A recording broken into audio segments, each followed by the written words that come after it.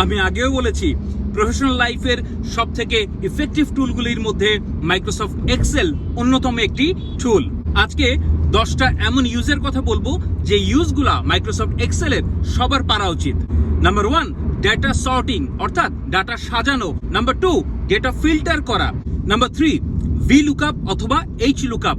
আপনি বিশাল ডেটাবেস থেকে যে কোনো কন্ডিশন দিয়ে একটা ইনফরমেশন বের করে নিতে পারবেন।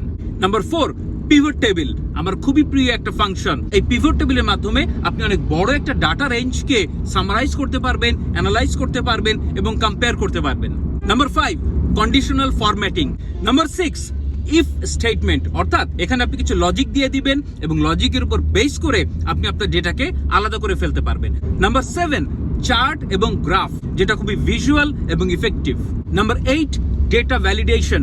আপনি চাইলেই একটা সেলের মধ্যে ড্রপ ডাউনের মাধ্যমে অনেকগুলা ইনফরমেশন বা অপশন দিয়ে দিতে পারেন। Number 9, text function. বিভিন্ন টেক্সটকে কোন একটা অংশ নিয়ে কাজ করতে পারেন, একাধিক টেক্সটকে এক করতে পারেন অথবা ফরম্যাটিং করতে পারেন। এবং নাম্বার 10, বেসিক ম্যাথ ফাংশন অর্থাৎ যোগ, বিয়োগ, গুণ, ভাগ, কাউন্ট। এই কাজগুলি আপনি খুব সহজেই করতে পারবেন খুব ছোট ছোট ফর্মুলা ইউজ করে। আমি যে ইউজগুলির কথা বললাম এগুলো আপনারা নিজেরা স্টাডি করবেন, তাহলে খুব সহজেই আয়ত্ত করে ফেলতে পারবেন এবং প্রফেশনাল লাইফে ইউজ করে খুব ভালো রেজাল্ট পাবেন।